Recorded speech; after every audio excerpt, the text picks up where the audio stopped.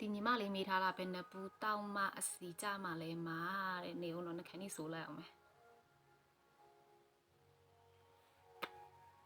နှခမ်းနေဆိုလိုက်ပို့လာတော့လားလို့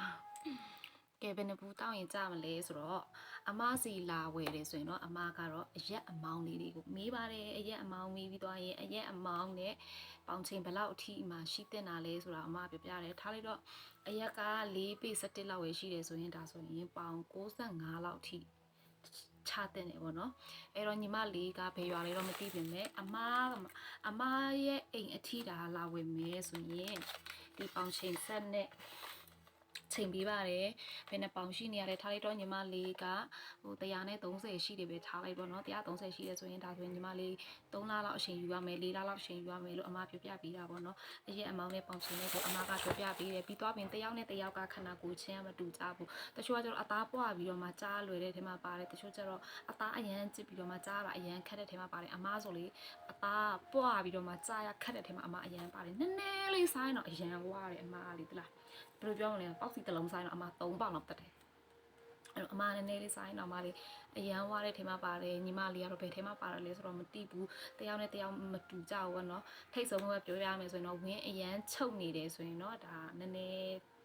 ကြာမယ်ဘာလို့လဲဆိုဝင်းပြောအောင်အရင်လုပ်ပေးရတယ်နောက်ပြီးသွားပြီးဆိုခါမှပေါင်ချိန်နဲ့ကြည့်ပြီးတော့မှအမကတော့တစ်လောက်10ပေါင်ပဲချခိုင်းပါတယ်ဘာဖြစ်တုံးဆိုရင်ချက်ချင်းကြီးကျတော့လူတွေကချက်ချင်းအစာပြက်ရည်ပြက်တွေမလုံနိုင်ကြဘူးဒါပေမဲ့အမပြောသလိုမျိုးနားထောင်မဲဆောင်းရံရှောင်းရံလေးတွေလိုက်နာနိုင်မယ်ဆိုရင်တော့အမကတစ်လားကို10ပေါင်ကြားကိုကြားစီရမယ်လို့အမခံနေတော့ပြီးသွားပြီဆိုရင်အခုနောက်ပိုင်းဆိုရင်အမကဒီ fiber နဲ့ဒီယိုလေးနဲ့ကိုတွဲပေးပါတယ်ဒီနှစ်ခုကိုအမရဲ့တငယ်ချင်းကလေသူအရန်ဝါနေတယ်ပေါ့နော်အရန်ဟိုဖြစ်နေတော့အဲ့ဒါနဲ့ဒီတဘာဝမကြီးကိုနဲ့ဒီ fiber နဲ့တွဲပေးလိုက်တာတစ်လအတွင်းကို20တောင်ကျသွားတယ်ညီမလေးအဲ့တော့တယောက်နဲ့တယောက်ကခဏကိုကွက်စီပုံရှင်ကလည်းမတူကြတော့ညီမလေးကဘယ်ထဲမှာပါမှဆိုတော့အမမသိဘူးပြီးတော့ညီမလေးဖေးရွာလည်းမသိဘူးတကယ်လို့စားချင်တယ်မှချင်တယ်ဆိုရင်တော့အမကိုတစ်တော့စီပီမာလာမေးပါ